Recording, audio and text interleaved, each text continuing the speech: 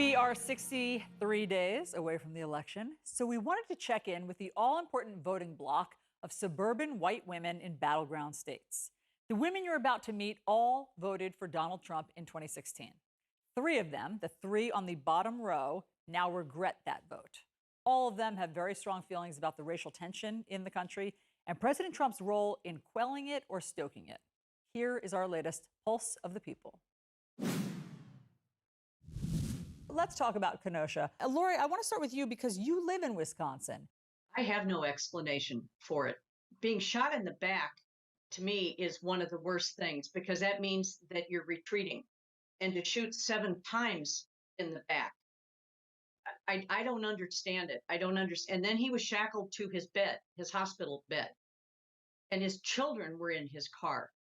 There's no explanation for it other than if he were white, that would not have happened. Okay, well, let's look at what really happened here. They had a warrant for his arrest. The police were looking for him. The police tried to apprehend him peacefully. He fought with them. Let me ask you something, LA. Had the boy been white, would you feel that way? Absolutely. I don't believe that. I don't believe that for 1 second. Bless your heart. I'm sorry you don't believe it. I am no racist. Jessica, who do you hold responsible for now the violence that we're seeing in Kenosha? I hold that at the highest level of government. Say something. Stop something.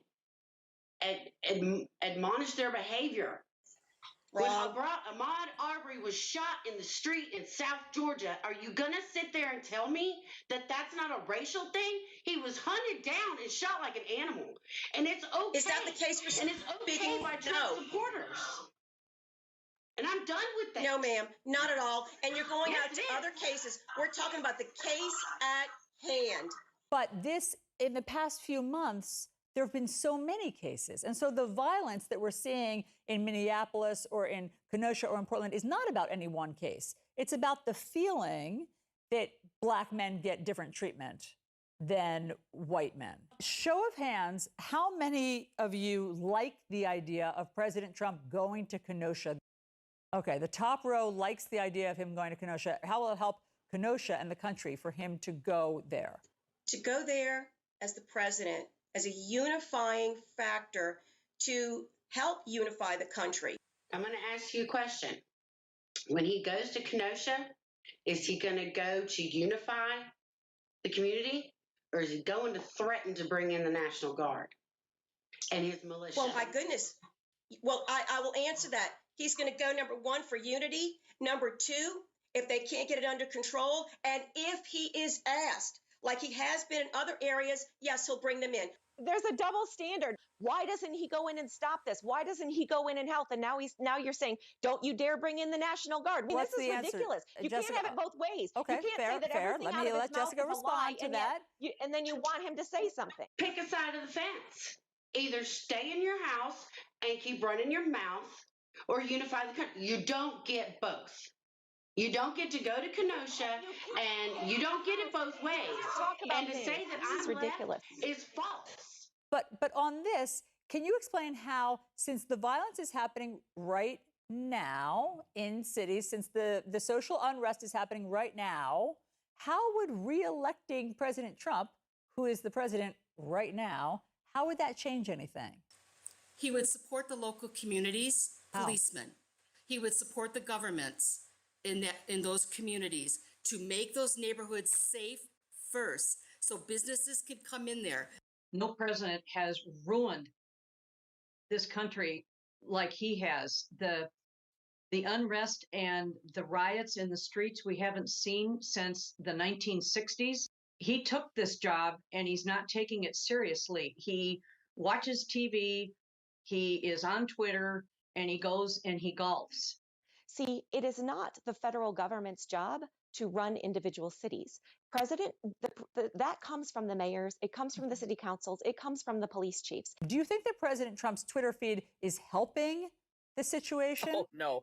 He retweeted White Lives Matter, and he retweeted Black Lives Matter is a symbol of hate. Do you think that the fact that he's retweeting support for the 17-year-old who's been charged with double homicide. The fact that he's retweeting support at times for white supremacists. Do you think that that helps the unrest?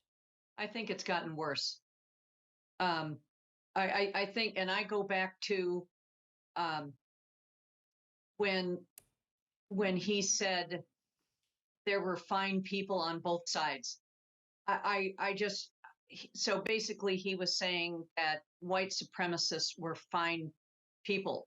If you think Donald Trump is a racist, you're not paying attention. And I'll just give you one thing to go look up. Look up the First Step Act if you don't already know what that is and what it has done for the Black community that were incarcerated under Joe Biden's and Barack Obama's legislation. The left wants to defund the police and they want to take away our Well, guns. What that's does not that what Joe do? It Biden only wants. emboldens criminals. I mean, as you know, Joe Biden It said he only doesn't want emboldens criminals. to defund the police. No, and I'm tired of the lie that, oh, Democrats want to take your guns away. No, they don't. I know plenty of gun carrying Democrats. I have a house full of them. They're not going to come take them away. What they want is a more structured gun ownership plan besides everybody running around and it being the wild, wild west. All of us on this panel are white, so none of us understand what it's like to be a Black person. To be told by your mom, you better make sure that you have a receipt for that 25-cent candy bar when you leave the store so they don't think that you stole it. And President Trump is just making it worse. He doesn't have a plan. He needs to get in front of that camera and tell everybody to stop. Stop with this rioting and bring people together.